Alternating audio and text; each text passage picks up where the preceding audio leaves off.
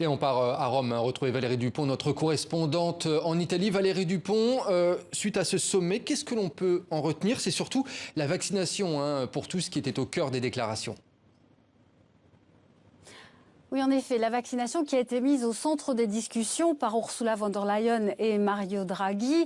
Le président du Conseil des ministres italien a d'ailleurs rappelé dans son discours inaugural qu'il faut vacciner tout le monde, mais rapidement. Et pour cela, évidemment, il faut des vaccins. Alors c'est vrai que la suspension des brevets, des licences, de la propriété intellectuelle est sur la table des discussions. Rien n'a été décidé sur ce point aujourd'hui, mais on en discute. Mais Mario Draghi a quand même souligné que ce ne sera pas suffisant pour aider les pays à bas et moyens revenus, même s'ils peuvent produire leurs propres vaccins, il faudra aussi les aider financièrement et scientifiquement. Alors on sait aujourd'hui que les entreprises de Big Pharma, les entreprises privées, ont annoncé la production de 3,6 milliards de doses qui seront destinées justement aux pays à bas et moyens revenus en 2021 et 2022.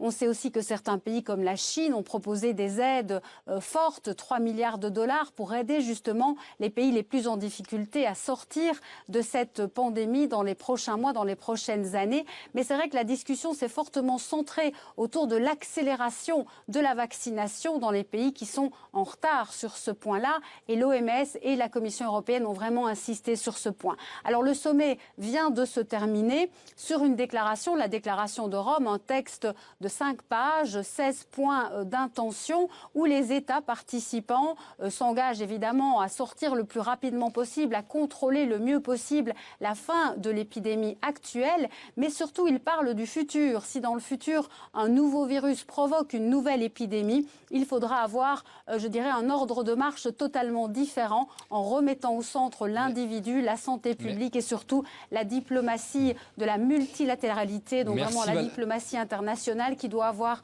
dans la tête, je dirais, de sortir de cette épidémie le plus rapidement. Merci Valérie Dupont depuis Rome en Italie. Merci à vous.